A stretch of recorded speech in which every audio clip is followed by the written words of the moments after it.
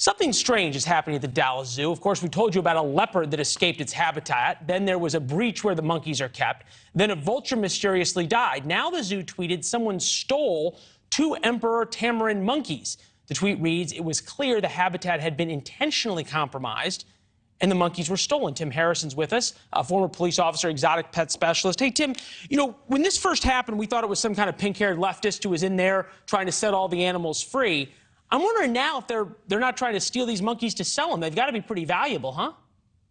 Yes, they're very valuable. Actually, in the pet trade, they're called pocket monkeys. You can see how they could get in there and take them out and put them into their coat and walk right out and nobody even know it. Well, what would one of these monkeys be worth? They could be everything from $8,000 to $20,000. It depends on which one. These are called emperor tamarins, so they're very expensive in the pet trade. But they are in the marmoset family. They're small monkeys. People love them. They want to get them. I used to rate auctions over the years as law enforcement and also through my organization.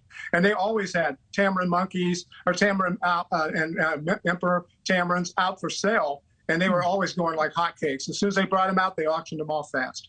All right, so you've been through this a lot, not your first rodeo. How is it that the Dallas police can't catch who's ever doing this?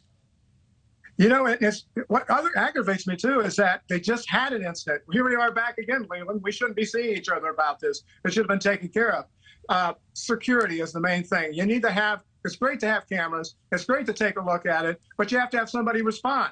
You just can't have cameras up and check later and see what happens. These people are slicker than that. As you can see, they'll get in and get out without them noticing. They have to be trained. They have to have a trained emergency response team on call 24 hours. They need security people. Have a security officer on duty 24 hours with unified training with the police departments, local police departments, so when we had you on, control. When we had you on before and we talked about how, if lepers get out, obviously it creates an enormous public safety risk. If vultures get out, vultures fly around a lot of different places, not really a big deal. Your sort of idea was that this was some kind of animal rights activist who was trying to set the animals free, if you will. Does that now flip on its head because we now know that these monkeys that pose no threat were taken? Yeah, also, too, you have to remember that still we have that little bit of fear of monkeypox out there, a little bit of something out there. Anytime you talk with a primate about a primate being loose, we just had a couple in our area.